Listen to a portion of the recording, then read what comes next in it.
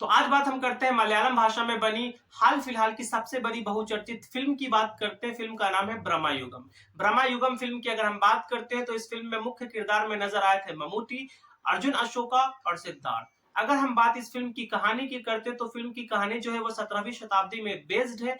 और इस फिल्म में जो थेवन का किरदार है यानी जिसे अर्जुन अशोका ने निभाया है वो एक जंगल में खो जाता है। उसके साथ उसका एक साथी भी होता है जिसका नाम कोरन होता है, जो मारा जाता है। जब ये भूख प्यास से परेशान होता है और ये जंगल में भटकता रहता है, खो जाता है, तब उसे एक जगह दिखती है जहाँ पे खाने पीने की कुछ चीज होती है। वहां से जाकर के वो कुछ चीज खाना शुरू करता है। अचानक से एक दूसरे कैरेक्टर को इंट्रोड्यूस किया जाता है जो सिद्धार्थ का कैरेक्टर है, जो उस फिल्म में कुक का किरदार निभाते हुए नजर आते हैं।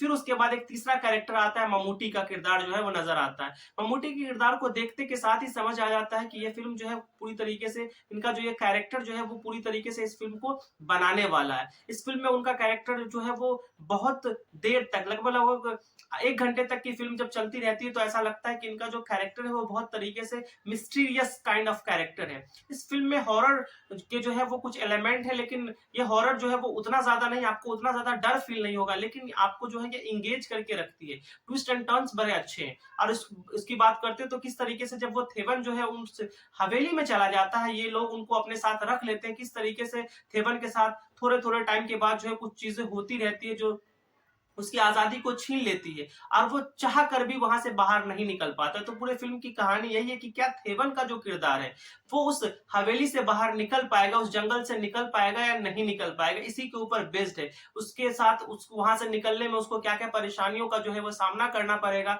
किस तरीके से वो बाहर निकलेगा और बाहर निकलने के लिए उसे क्या क्या करना पड़ेगा और वो अंत में बाहर निकल भी पाएगा या नहीं निकल पाएगा, पूरी कहानी इसी के ऊपर बेस्ड है। इस पूरे कॉन्फ्लिक्ट में जिस हवेली को दिखाया गया है या इस पूरी कहानी को जो दिखाया गया है वो ब्लैक एंड व्हाइट में दिखाया गया है। क्योंकि ये कहानी पुरानी थी तो मेकर्स का ये मानना था कि इस कहानी को दिखाने के लिए ब्लैक एंड व्हाइट जो है वो बेहतर रहेगा। और आप यकीन मानो ये जो ब्लैक एंड व्हाइट में दिखाने का जो उनका आइडिया था वो काम करता है। आपको इस फिल्म को देखने का जो मजा है वो और ज्यादा बढ़ जाता है। इस फिल्म में बहुत सारे एंगेजिंग और हॉरिफाइंग और चिल देने वाले जो है मोमेंट्स आते रहेंगे। और इस फिल्म में अगर हम एक्टिंग की बात करते हैं तो इसके तीनों किरदार यानी कि जो थेवन का किरदार है, जो कुक है और ममूटी साहब है, इन सभी के किरदार जो है वो पूरी तरीके से आपके ऊपर अपना इम्पैक्ट छोड़ते हैं और आपको फील होता है उनके दुख तकलीफ, उनकी खुशी या उनके गम जो है वो आपको फील होते हैं, महसूस होते हैं। तो ये एक बहुत बेहतरीन तरीके की जो है वो सिनेमेटिक मास्टरपीस जो है वो बनाई गई है मलयालम इंडस्ट्री के द्वारा। तो आप सभी को ये फिल्म देखनी चाहिए।